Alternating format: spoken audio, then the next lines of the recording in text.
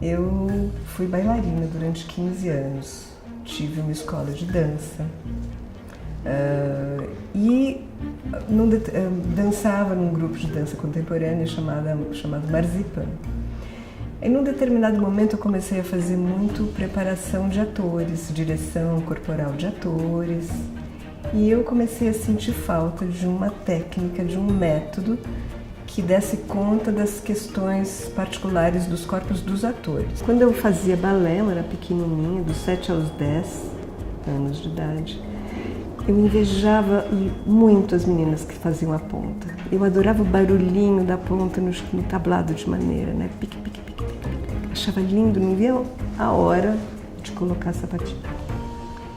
E na hora que eu coloquei a sapatilha, a minha memória eu no vestiário, essa lembrança é viva até hoje.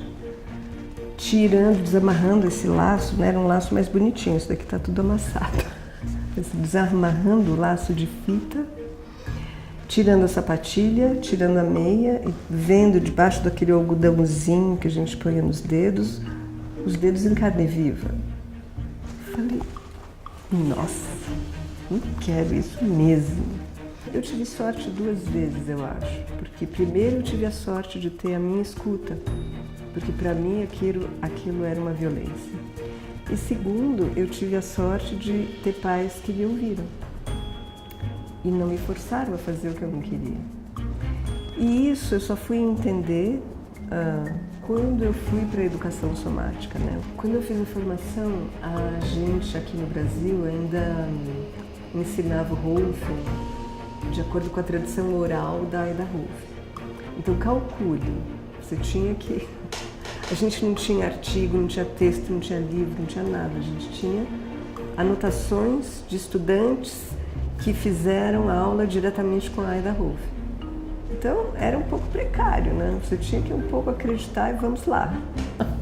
Dentro do ambiente somático, do conhecimento somático, foi o Hubert Godard, né, que esteve no Brasil durante muitos anos por uma circunstância política específica, e ele então ensinou no Brasil durante toda a década 2000. Então o Brasil teve o privilégio de recebê-lo durante esses anos todos, e ele com certeza foi a minha influência maior no campo do Rolfing. O Hubert dá essa dimensão de uma orientação e do movimento num contexto. Então todo movimento acontece num contexto, que é um ambiente, é um contexto pessoal, é um contexto que pode ser social, político, então a coisa vai expandindo um pouco além do que uma postura, que é uma postura biomecânica apenas, né? Enquanto eu estava fazendo a minha formação, havia uma grande discussão no Rolf Institute, nos Estados Unidos, sobre como estabelecer princípios de trabalho versus uma receita de bolo, um protocolo terapêutico que serviria para todo mundo. Então isso foi um passo enorme. Uma das pessoas que fez isso era um filósofo, que era rolfista também. Então ele ajudou a dar essa possibilidade de escape do que ele chamava do idealismo somático. Como é que a gente escapa de um idealismo somático, né? Que é, será que todo corpo se adequa a esse tipo de receita que a gente tem no Rolfing? Não tem uma simetria ideal, um corpo ideal. Existe um movimento que é fluido, um movimento que é livre, um sistema facial que funciona adequadamente, saudavelmente. E uma boa orientação em todas as direções. Quem ajudou a criar essa estabilidade foi o Hubert Godard. E quando ele chegou, havia uma grande discussão entre o que era o Rolfing estrutural e o Rolfing de movimento. Isto é, um Rolfing mais de toque, de estrutura, de biomecânica, e um Rolf que trabalha mais a percepção, os sentidos, a coordenação. O Hubert traz, então, ele traz um apaziguamento dessa confusão, e ele é uma das pessoas que fala, as 10 sessões são geniais. Não é que a gente tem que fazer tudo igual, mas essa sequência tem um sentido incrível. Então, mesmo que hoje eu faça sessões não formulísticas, né, ou protocolos não formulísticos, eu acho muito bom começar com as 10 sessões. Eu ensino as 10 sessões para os meus alunos, né? A gente está criando a pedagogia do Rolfing à medida que a gente faz, porque, né, lembra, começou lá com anotações dos alunos da área. E aí, de lá para cá, muita coisa aconteceu. Né? Então, outros artigos, trabalhos científicos, e agora, especialmente a partir de 2005, acredito, a pesquisa da fáscia, que é uma enorme contribuição para o Rolfing, né? Imensa. Então, tudo que está despontando agora em termos de pesquisa da fáscia corrobora o que a gente faz, explica por que dá certo e, por outro lado, aponta outros caminhos que a gente não sabia. Da comprovação de que existe essa rede facial, esse sistema facial, que era uma hipótese do Tom Myers, e que de repente agora você vê no laboratório e você fala, uau, que bacana, né? Isso muda. Então, toda essa pesquisa científica do comportamento da face, coisas que a gente fazia como bailarino ou como antes da cena, que é chacoalhar, vibrar, tudo isso está conectando a rede facial. A primeira coisa é receber a pessoa sem julgamento, que isso é uma coisa que o Hubert fala muito. Esse é o ensinamento dele. E esse não julgar é no olhar também.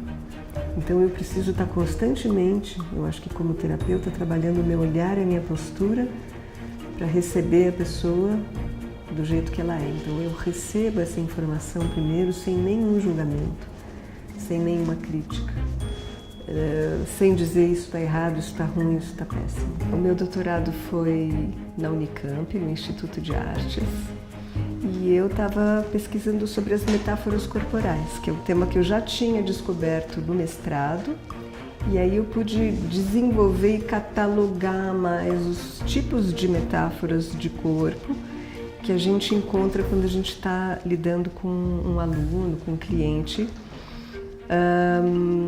Por exemplo, então tem as metáforas que a gente descreve as sensações do corpo.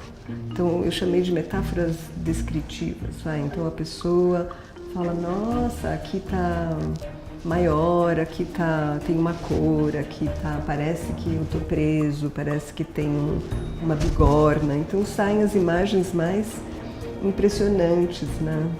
Singulares, de acordo com a percepção. E isso me interessou, por que vem esse tipo de imagem, né? Assim, como é que você quantifica, como é que você analisa os dados de pesquisa de um estudo de caso, por exemplo, do Rolfing, né? Como é que a gente sabe que funcionou? Não vou fazer uma medição biomecânica no corpo das pessoas, porque não é esse absolutamente o caso. Então foi isso que eu encontrei, através da palavra, através das imagens, da significação, do discurso e, portanto, das metáforas, eu encontrei a mudança na pessoa, né? Como quantificar, como medir, como falar dessa transformação, né? Plástica, que depois paga um preço altíssimo, salto altíssimo, ditadura de academia, Eu tenho algumas clientes que são vítimas, né? Porque eu considero que sejam vítimas dessas opressões de gênero, né? Porque geralmente são mulheres. Se bem que os homens também, mas a maioria que é vítima dessa